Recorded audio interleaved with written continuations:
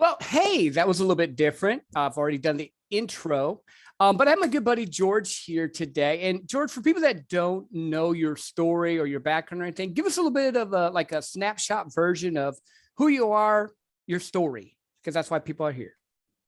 Yeah. Snapshots are so hard.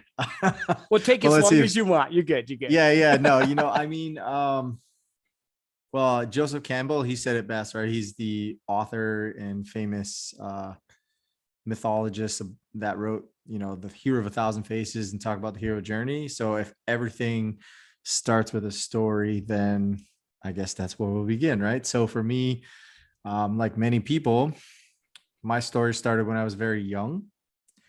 And people always ask me, how do you develop resiliency in life? How do you do the things you did? You've overcome so many things.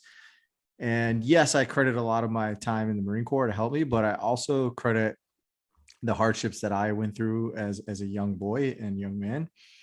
And that really taught me a lot about hard work ethic and discipline. And really, while you feel like an outcast, to continue to move forward no matter what. And so when I was a young man, I experienced, my parents divorced like many people, and I was told to grow up and be a man. So words not so harsh, but also very harsh, because what does to be a man mean? I had Right. no clue at 6. And so all I did was watch and observe as a 6-year-old to grow up and be a man. And that meant work hard, provide, show no emotions, all the things. Yep. And so that was my life. And I was proving myself with anything I ever did. So I had to join the military, but it wasn't enough to just join any service. I had to join the Marines because you had to be the best of the best to prove that I was worthy. So I did that.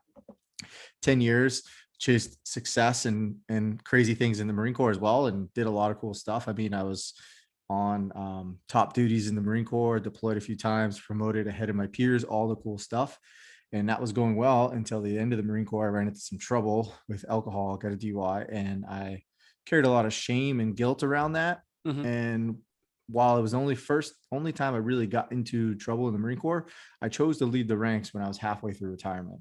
And so that shame continued to carry with me after the Marine Corps, and also the feeling that I wasn't enough to be a man, that I was a failure. So that repeated that cycle. And so when I left the Marine Corps, I felt lost. I felt scared. I felt broken. I didn't know what a man was supposed to do at 27. So I thought men get married, get a career, get a grad degree, and bam, here's life. So there I was. That's exactly what I did. I checked off the boxes. Everything felt like a checklist. I had no reason to believe those things, but inside my ego, my story was telling me those things. Did it all. Next thing I know, birth of my daughter, marriage, all those things. And within a short time frame, I was getting a divorce, which forced me to a darker time, into a place where I almost took my life. And so that's my story in a nutshell. And here I am today. Wow. And you unwrapped a ton in just that little bit. So I want to start at the beginning. Growing up, and thank you for your service. I mean, going and being in the Marine Corps and doing that. I mean, I thank you for doing that. That's amazing. You mentioned this right in the very beginning. What is it to be a man? And I think that is something that almost every man I've talked to has that same. We have this misconception of what it is compared to what it really should be. So for my listeners listening to your story and all, I'm assuming now it's changed from being the attack, fix, do, protect person into a different persona. So what does being a man mean to you now compared to like when you were growing up? Oh yeah, that's a interesting question. I don't have that full answer figured out. I'm still honestly figuring that out. So I'm going to start with that, because Mhm. if we're going to be truthful, that starts with that. But to me, being a man is a human of character, a man of character. It's not defined by gender roles or anything. Um, it's really about being aligned with your truth, with your words, your thoughts, your actions, and your behaviors, right? And that allows you to develop values and characteristics and traits that actually drive you forward, that make you stand up for what you believe in. And so most men, from what I understand, is that we have this disconnect between who we are and who we think we need to be. Yep. And so we create these paradigms in life based on social norms, gender roles, religion, sex, whatever, you name it. And it really confuses the hell out of us, right? Mhm. And so to me, being a man in today's world means that I'm aligned with my values, my thoughts, my behaviors, my choices, and my actions. And they all are allowing me to show up to the world as who I want to be. Yeah, no, that's good. And that's hard because I know I've gone through, I'm 44. So I've gone through tons of different changes. I grew up in the Midwest where if you didn't show emotion, like you mentioned that, your emotion would be anger. That was the only emotion a man was allowed to have. And now I have a family and kids too. And I'm like, oh, wait a minute. I can't just show anger. I have to show love, empathy, compassion, and just going through that whole phase. What were some ways that helped you? Because it sounds like you went through like a whole crazy time in your life and trying to find yourself. What were some ways that helped you get out of, like you said at the end, you almost got to the point where you were committed suicide. What helped you get out of that to the person you are now?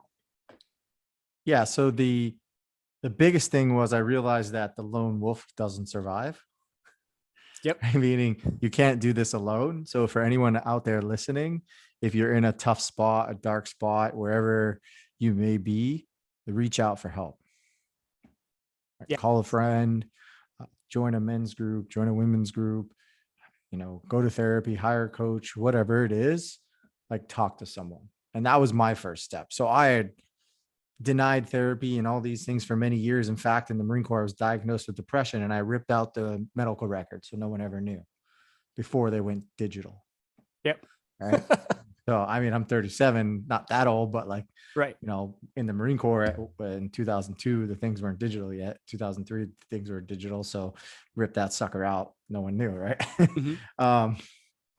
But yeah, so get help and don't be afraid of the things that you're facing and feeling, because repression leads to depression and isolation and this feeling that maybe you aren't enough, things like that. And so reach out. The second part was I started to eliminate all the distractions in my life. Mm-hmm. And what I mean by that was the first was my relationship with sex, because I went through a harsh divorce. It made me feel unworthy again.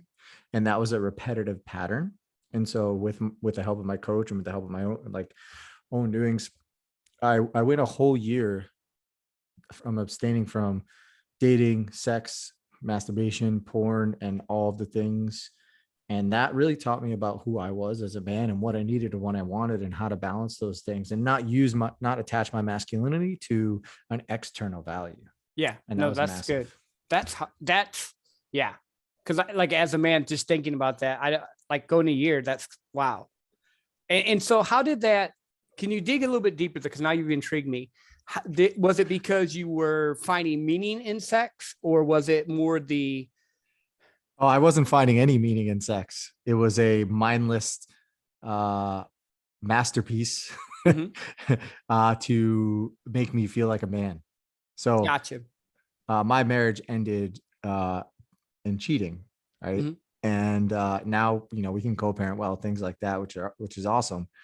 But at the time, that made me feel like shit, Mhm. Yep. right? So because I felt unworthy, I felt like I had to have sex with lots of women to feel worthy.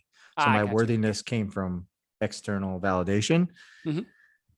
and that actually was the driver to where I found myself alone, almost ready to take my life. Gotcha. Because it was like you didn't feel anymore in a lot of Right. ways. Yeah. Right. You were trying to, just like, and people can do this in sex, in business, in anything that they throw themselves into, bodybuilding, whatever it is, trying to find an external instead of going into yourself and becoming who you should be.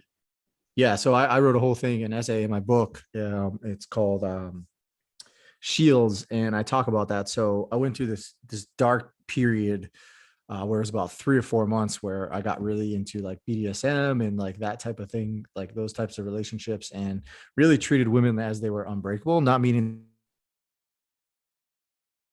that I didn't care for them, but really bodies, their minds, their hearts, and their boundaries all around. And it taught me a lot about who I was. Mhm. And I need those women as much as they needed me in their lives. But at that moment, I realized, like, what was I doing? I had no connection, no intimacy, no nothing. All the things that I craved inside, I couldn't receive because I didn't believe it. And so Gotcha. that's when I chose to just stop it all. Yeah. Well, it's like what you were looking for wasn't there. Right. I was running. That's why my book is called Nowhere to Go. Yeah. And I like to do this in the middle. We definitely aren't done, but where can people, I know you're going to be doing a pre-launch. That's September 30th. Is that correct? September 28th. Yeah. September 28th. Where can they find your book and just some stuff on you? I just always do it in the middle. That way people who either catch the beginning or the ending, they don't miss where they can connect. Yeah. Yeah. So the best way is to really connect with me on Facebook or Instagram. You know, Facebook, you just look George Kalantzis. I'll be there. I know there's a million others, but I should pop up pretty quick. And then Instagram, it's _ George Kalantzis. My website, theartoftoughTransitions.com, is being rebranded right now. So it's in maintenance mode. That will be available in about 10 days. And when that's launched, that will have all the things about the book, all the free stuff, all the courses, all that good stuff. No, that's awesome, my friend.